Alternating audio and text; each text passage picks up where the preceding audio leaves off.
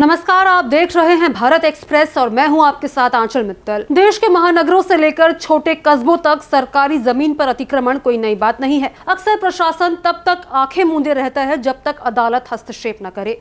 देश की राजधानी दिल्ली में भी ऐसा ही एक मामला सामने आया है जिसने इतिहास के पन्नों को एक बार फिर चर्चा में ला दिया है।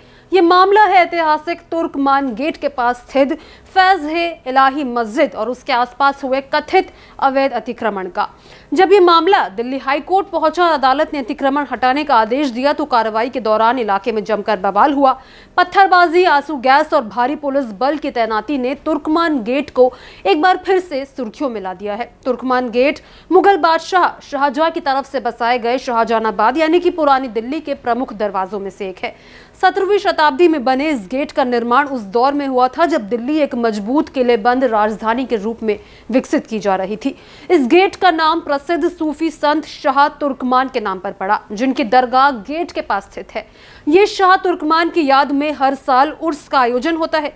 इसी धार्मिक और सांस्कृतिक महत्व के कारण ये इलाका सदियों से आबाद रहा है। तुर्कमान गेट की बनावट की बात करें तो ये एक आयताकार संरचना है। इसमें 3 मेहराबी प्रवेश द्वार समेत 2 मंजिला बुर्ज है। ये मुगल कला का एक अहम उदाहरण माना जाता है। अक्सर ये सवाल उठता है कि औरंगजेब का तुर्कमान गेट से क्या संबंध है।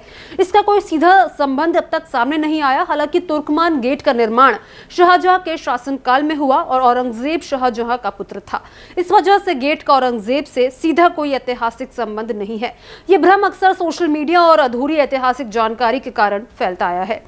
तो वहीं तुर्कमान गेट का नाम पहली बार बड़े स्तर पर 13 अप्रैल 1976 में चर्चा में आया, जब इमरजेंसी का दौर था और बुलडोजर उस दौरान चला था।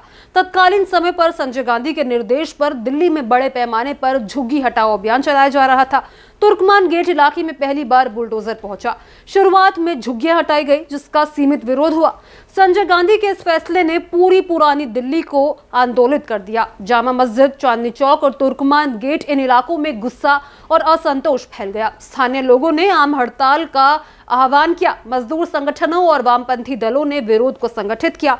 ये विरोध जल्द ही हिंसक रूप लेने लगा। 19 अप्रैल 1976 को तुर्कमान गेट संघर्ष का मैदान बन गया। हालात पूरी तरह बेकाबू हो गए। बुलडोजर दोबारा आगे बढ़ा, लोग सड़कों पर उतर आए। तब दोजाना हाउस पर हमला हुआ। जवाब में पुलिस ने लाठीचार्ज किया, आंसू गैस के गोले छोड़े गए। यहां तक कि महिलाओं और बच्चों तक को बख्शा नहीं गया। इस हिंसक टकराव में कई लोग घायल हुए और तुर्कमान गेट दिल्ली के दर्दनाक इतिहास का हिस्सा बन गया। करीब 5 दशक बाद तुर्कमान गेट एक बार फिर सुर्खियों में है।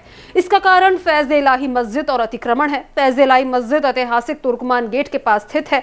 इसके आसपास सरकारी जमीन पर अवैध अतिक्रमण कर कार्रवाई की जा रही है और इमारतें वहां पर बनाई गई थी। अदालत ने ऐतिहासिक ढांचे के आसपास हुए अवैध कब्जे को हटाने का आदेश दिया। 6 जनवरी 2025 को फिर से बुलडोजर चला, जिसके बाद बवाल खड़ा हो गया। एमसीडी और पुलिस की टीम बुलडोजर लेकर मौके पर पहुंची। इसको देखते हुए स्थानीय लोगों ने विरोध शुरू कर दिया और देखते ही देखते पत्थरबाजी होने लगी। स्थिति को नियंत्रित करने के लिए पुलिस ने आंसू गैस का इस्तेमाल किया। पूरे इलाके को छावनी में तब्दील कर दिया गया। इसी के साथ आपको बता दें कि कोर्ट के ऑर्डर से मस्जिद का कोई लेना देना नहीं है। मस्जिद के आसपास के इलाकों के अतिक्रमण हटाने की बात की गई और तब ये पूरा बवाल हुआ। इस पूरे मामले को लेकर आपकी क्या राय है, कमेंट बॉक्स में जरूर शेयर करें।